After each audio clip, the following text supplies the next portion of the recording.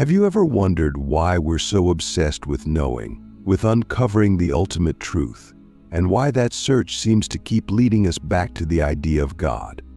And not just the idea of a distant, unknowable force, but one who reveals himself directly to us. Why does that matter so much?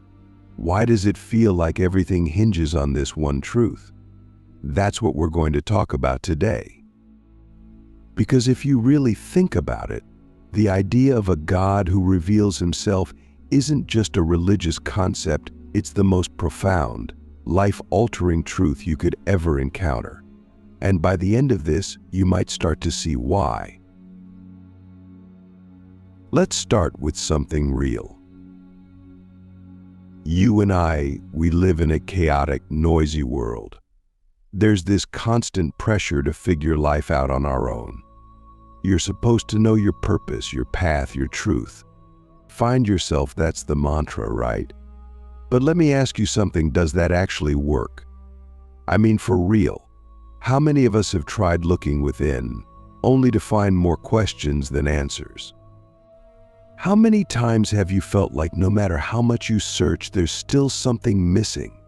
Like deep down, you know there's something bigger, something outside of you, something outside of you, something more. And maybe, just maybe, that more wants to communicate with you directly. Here's the thing, we're not wired to figure life out alone. And that's not a sign of weakness, it's a sign of design. If there really is a God, wouldn't it make sense that he would reveal himself? That he would speak directly to us? Otherwise, what's the point? A God who stays silent, who hides behind the universe without ever making himself known, that's not a God we can trust. That's not a God we can love. And it's certainly not a God we can follow. Click subscribe to this channel to get more topics you love.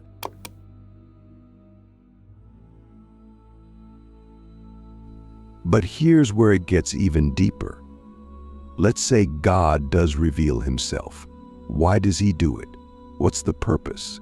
Is it just to prove he exists? To show off his power? No. The one truth that changes everything is this: God reveals himself to reconnect with us, to repair something that's been broken. And that's where the idea of atonement comes in. Think about it. If you and I are honest, we know we're not perfect. We mess up. We hurt people. We hurt ourselves. We fall short of the standard we're supposed to live by. And whether you call it sin, failure, or just being human, the fact is, there's a gap. A gap between who we are and who we're meant to be. And that gap isn't something you can fix by yourself. You can try. You can strive to be better, to do more, to make up for your mistakes. But no matter how much you try, deep down you know it's not enough. So what does God do? He steps in. He bridges the gap. He reveals himself not just as a distant judge, but as a personal savior. Someone who sees your flaws, your failures, your fears, and says, I'm not leaving you here. I'm going to make a way. That's what atonement is. It's God saying, I know you can't fix this on your own, so I'm going to fix it for you. And that's why the idea of a God who reveals himself is so powerful. Because it's not just about knowledge, it's about relationship. It's about being known, being loved, and being restored. Now let me ask you this, if God really revealed himself to you, what would you do with that? Would you ignore it? Would you question it? Would you embrace it? Because the truth is, if God has gone to such great lengths to make himself known, then his revelation demands a response. And that's where things get personal. Let's look at the story of Moses and the Israelites at Mount Sinai. Here's this group of people who've just been rescued from slavery, and now they're standing at the foot of a mountain, watching as God himself comes down in fire and smoke. It's terrifying. It's overwhelming. But it's also deeply personal. God isn't hiding. He's not staying at a distance. He's coming down to speak directly to his people. Why? Because he wants them to know who he is. He wants them to understand what it means to live in a relationship with him. But here's the twist: even when God reveals himself, people still struggle to trust him. The Israelites saw the miracles, they heard his voice, and yet they still doubted. They still turned away. And honestly, aren't we the same? How many times have we seen evidence of God in our lives, in the beauty of creation, in the kindness of others, in those unexplainable moments of peace or clarity, and still chosen to ignore it? How many times have we pushed God aside because we were too busy, too distracted, or too afraid to confront the truth? And that brings us to Jesus. If there's one moment in history that proves God's desire to reveal himself, it's the life of Jesus. Because in Jesus, God doesn't just speak through prophets or signs. He steps into our world. He becomes one of us. Think about that for a second. The creator of the universe, who holds everything together, who could have stayed distant and untouchable, chooses to walk among us, to feel what we feel, to suffer what we suffer. Why? Because he wants us to know him, not just intellectually, but personally, intimately. And it's in Jesus that we see the ultimate purpose of God's revelation: atonement. The cross isn't just a symbol of sacrifice, it's a symbol of reconciliation. It's God saying, "There's nothing I won't do to bring you back to me." And when you really grasp that, it changes everything. So here's my question for you: if this is true, what does it mean for your life? What does it mean for how you see yourself, your purpose, and your relationship with God? Because if God has gone to such lengths to reveal himself, then ignoring that truth isn't just a missed opportunity, it's a tragedy. All right, I know this is a lot to take in, but we're just getting started. Because next, we're going to dive even deeper into what it means to live in light of this truth. To not just know about God's revelation, but to actually respond to it. To let it transform the way you think, live, and love. All right, so we've talked about the one truth that changes everything: the fact that God reveals himself, not just to prove he exists, but to reconnect with us, to bridge the gap created by our brokenness. But here's the thing: knowing that truth is only the beginning. What happens next is what really matters. Because the real question isn't just, has God revealed himself? It's, what are you going to do about it? Let's be honest, responding to God's revelation isn't easy. It's not this simple, effortless thing that just magically transforms your life overnight.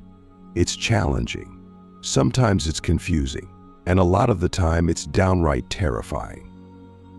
Why? Because when God reveals himself, he's not just giving you information. He's inviting you into something bigger, something that will completely upend the way you see yourself, the way you see the world, and the way you live your life. Let's break this down. When God reveals himself, the first thing he does is confront you with the truth about yourself. And this is where things get uncomfortable. Because if we're honest, most of us spend our lives running from the truth. We hide behind our achievements, our relationships, our possessions, our distractions, anything to avoid facing the reality of who we are. But when God reveals himself, there's no hiding. Suddenly you're standing face to face with the one who knows everything about you. Every thought, every mistake, every fear. And that's terrifying.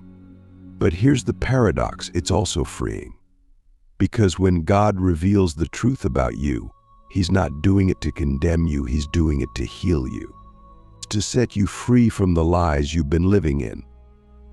To show you that your worth doesn't come from what you do, or what you've done, or what you've done, or what people think of you. It comes from the fact that you are loved by the God who made you. That's the power of God's revelation. It strips away the masks, the walls, the pretenses, and says, this is who you really are. And even in your brokenness, you are mine, but here's the thing, you have to choose to accept that truth.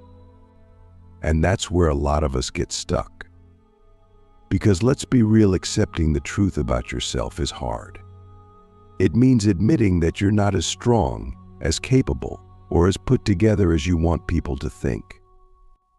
It means acknowledging that you need help, that you can't do this on your own. And for most of us, that's a hard pill to swallow. But let me ask you this, what's the alternative? To keep running? To keep pretending? To keep living a life that's built on a foundation of lies? Deep down, you know that's not sustainable. You know that eventually the cracks will start to show. So why not stop running? Why not let God's revelation be the thing that sets you free? Now, here's the second thing God's revelation does. It redefines your purpose. One of the most powerful things about responding to God's revelation is that it gives your life a new direction. Because when you encounter the God who made you, who knows you, who loves you, and who has a plan for you, everything changes. Suddenly, life isn't just about surviving, or achieving, or chasing after temporary pleasures. It's about something bigger, something eternal. But let's make this practical. What does it actually look like to live in response to God's revelation? Because it's one thing to talk about purpose and transformation, it's another thing to actually live it out. And if we're honest, this is where a lot of us struggle. Because we want the benefits of God's revelation, the peace, the forgiveness, the hope, but we don't want the cost. We don't want to give up control. We don't want to let go of the things we've been clinging to. And we definitely don't want to step out of our comfort zones. But here's the truth, you can't experience the power of God's revelation without surrendering to it. You can't hold on to your old life and expect to step into the new one God has for you. It's like trying to climb a mountain while carrying a backpack full of rocks. At some point, you have to let go. You have to trust that what God is offering you is better than what you're holding on to. And that's scary, but it's also the most freeing thing you'll ever do. Let's talk about trust for a second. Because at the heart of responding to God's revelation is this one simple question: do you trust Him? Do you trust that He knows what's best for you? Do you trust that His plan is better than yours? Do you trust that even when you don't understand what He's doing, He's still good?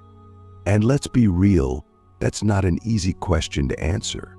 Because trust isn't built overnight. It's built through relationship. It's built through experience. And it's built through surrender. Think about this. When Jesus called His disciples, He didn't give them a detailed roadmap of what their lives would look like. He didn't promise them comfort or security or success. He simply said, "Follow me." And they did. Not because they had all the answers, but because they trusted Him. They trusted that whatever He was leading them into was worth leaving everything else behind. And if you're going to respond to God's revelation, that's the kind of trust you need. The kind that says, even when I don't understand, even when it's hard, even when it costs me everything, I'm going to follow. But here's the good news: when you respond to God's revelation, when you let go of your old life and step into the new one He has for you, you discover something incredible. You discover that the life God is offering you is so much better than anything you could have planned for yourself. You discover that His purpose for you is bigger than your fears, bigger than your failures, and bigger than your wildest dreams. And you discover that the God who reveals Himself isn't just a distant deity. He's a loving Father who wants the best for His children. So let me ask you again, what are you going to do with God's revelation? Are you going to ignore it? Are you going to run from it? Or are you going to respond to it? Because the choice is yours. And it's a choice that will define the rest of your life. All right, we've covered a lot of ground here, but there's one more piece to this puzzle. Because if God's revelation is real, and if responding to it really does change everything, then what does it mean for the way we live in the world? How does it impact our relationships, our priorities, and the way we interact with the people around us? That's what we're going to explore next. All right, here we are, the final piece of the puzzle. We've talked about how God's revelation exposes the truth about who we are and redefines the purpose of our lives. But here's the thing, God's revelation doesn't just stop with you. It's not just about your personal transformation or your private relationship with Him. It's about something much bigger. Because when God reveals Himself to you, it's not just so you can be changed, it's so the world around you can be changed too. Let me ask you something. Have you ever thought about the ripple effect of your life? Like the way your words, your actions, and your choices impact the people you come into contact with. Whether you realize it or not, you're leaving a mark on the world every single day. The question is, what kind of mark are you leaving? Because if God's revelation is real, if He's made Himself known to you and invited you into something bigger, then that revelation is meant to flow through you. It's meant to overflow into the lives of others. And that changes everything. Think about it like this: when you truly experience God's revelation, it's like a light being turned on inside of you. And here's the thing about light: it can't stay hidden. It was never meant to. Light doesn't just illuminate the person holding it, it illuminates everything around it. It pushes back darkness. It brings clarity. It gives hope.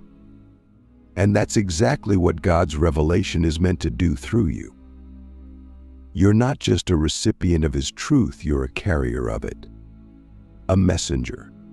A reflection of His love, His grace, and His power.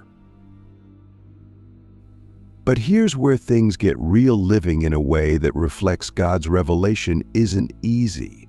It means stepping out of your comfort zone. It means putting others before yourself. And it means being willing to stand out, to go against the grain, and to live differently than the world around you. And let's be honest, that's hard.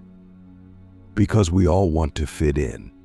We all want to be liked, to be accepted, to avoid conflict.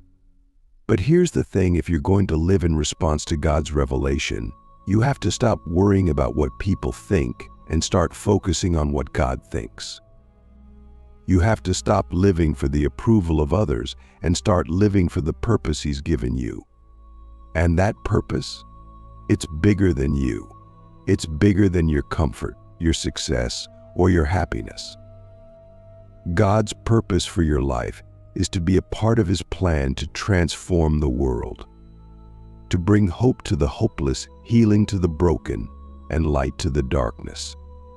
And here's the crazy part: He's not asking you to do it alone. In fact, He's not even asking you to do it in your own strength. He's saying, let me work through you. Let me use your life as a vessel for my love, my truth, and my power. But what does that actually look like? What does it mean to live in a way that reflects God's revelation? Let's get practical. First, it means loving people the way God loves them. And let's be real, that's not easy. Because God's love isn't conditional. It's not based on whether people deserve it, or whether they're easy to love, or whether they make you feel good. God's love is sacrificial. It's selfless. It's messy. And if you're going to reflect that kind of love, it means you have to let go of your pride, your bitterness, and your judgment. It means loving people who are hard to love, forgiving people who don't deserve it, and choosing to see others the way God sees them, not as problems to be fixed, but as souls to be cherished. Second, it means living with integrity.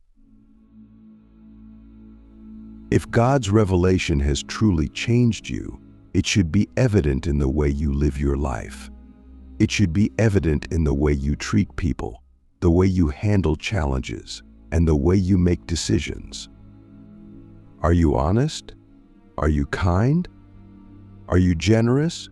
Do your actions match your words? Because here's the thing, people are watching. And whether you realize it or not, the way you live your life is either pointing people toward God or pushing them away from Him. So the question is, what kind of example are you setting? And here's the beautiful thing: when you live in response to God's revelation, it doesn't just change you, it changes the world around you. Think about the disciples. They were ordinary people, fishermen, tax collectors, nobodies. But when they encountered Jesus, when they responded to His call, their lives were transformed. And through them, the world was transformed. Because they didn't just keep God's revelation to themselves, they shared it. They lived it. They became living, breathing examples of what it means to know and follow the God who reveals Himself. So let me ask you one final question: what kind of impact do you want to have? When your life is over, what do you want to be remembered for? Do you want to be remembered as someone who played it safe, who stayed comfortable, who kept God's revelation to yourself? Or do you want to be remembered as someone who lived boldly, who loved deeply, and who let God use your life to make a difference? Because here's the truth: God's revelation isn't just a moment, it's a movement. But let me ask you this: what's holding you back? What's stopping you from living fully in response to God's revelation? Is it fear? Is it fear? Is it doubt? Is it the feeling that you're not good enough, not qualified enough, not ready enough? If that's where you're at, let me remind you of something: God doesn't call the qualified, He qualifies the called. He's not looking for people who have it all together. He's looking for people who are willing to say yes. People who are willing to trust Him, even when it's hard. People who are willing to step out in faith, even when they don't have all the answers. Third, it means being willing to share the truth. And I know this is where a lot of us get uncomfortable, because talking about God, sharing your faith, that's scary. What if people judge you? What if they reject you? What if they think you're weird? Believe me, I get it. But here's the thing: if God's revelation is the one truth that changes everything, how could you keep that to yourself? How could you not share it with the people around you? And I'm not talking about forcing your beliefs on others or getting into arguments. I'm talking about being real, sharing your story, being honest about what God has done in your life and why it matters. Because you never know who needs to hear it. You never know who's searching for the truth, who's desperate for hope, who's waiting for someone to show them that there's a God who loves them. It's a call to action. And it's a reminder that your life isn't just about you. It's about being a part of something bigger, something eternal, something that changes everything. So now, the choice is yours. How will you respond? Will you let God's revelation stop with you, or will you let it flow through you? Will you keep it to yourself, or will you let it transform the world around you? Because the truth is, God has revealed Himself. The question is, what are you going to do about it? And that, my friends, is the one truth about God's revelation that changes everything.